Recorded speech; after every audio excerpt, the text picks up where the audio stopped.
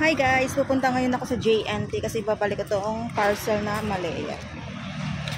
Yan, so pupunta ako dun sa office ng JNT kasi nakalagay kasi dun sa Shopee na i-draft off ko lang kung saan ako malapit na JNT. So papunta na ako ngayon dun sa JNT. Ayan. Ayan guys, ang layo pala ng JNT dito. Nakulura yan, Bridgetown.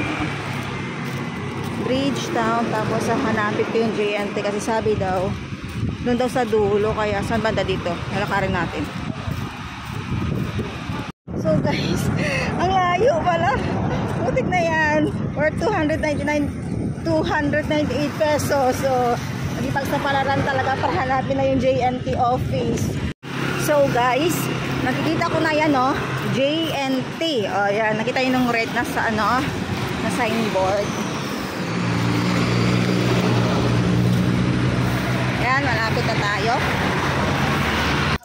So ayan guys, nakikita ko na yung JNT. Yan, oh, JNT. Papunta na tayo. Siyempre, tiis ganda. Yan, malapit na. Exercise na dito baga. Saan ba dito? Sarado ba? Or dito sa kabila ata? Saan ba ito? Ito ata yun eh. Ayan. JNT Express. Where are you? Ah, ito ata yun. Ayan. So, sorry, dalawang lalaki. Siguro mag-a-apply yan. Charot lang. Guys, andito ako nakarating sa Bridgetown. Ayan. Magkikita nyo, diba? Ito ata yung JNT. Ito ba yun? Ay, hindi eh. Wait. Magtatanong tayo kung saan yung JNT dito kay Kuya. Hindi naman ito. Balik. Babalik tayo guys. Oh my God. Basta nakita ko lang JNT. Nakayon na nga yun. Sarado ata yun. Ano ba yun? Hindi na maintindihan. Wait lang. Babalik tayo. Ayan. Gamanong guard. Magkatanong tayo kung saan itong JNT.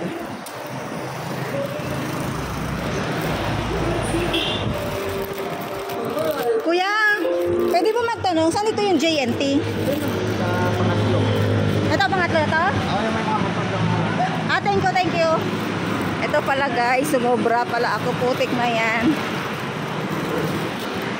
Yan. Ito na pala, JNT. Picture lagi mo po.